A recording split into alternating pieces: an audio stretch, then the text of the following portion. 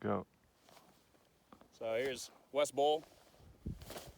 We blew 8 pounds of ammo about 150 yards away. It kind of propagated below and then back and around to what we call gunner's shot over here.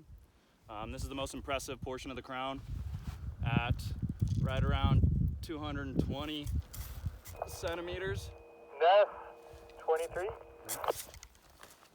And it goes. Spotter will be in place in 5 minutes. It goes about 2 more meters. We're at 210 right here to the ground.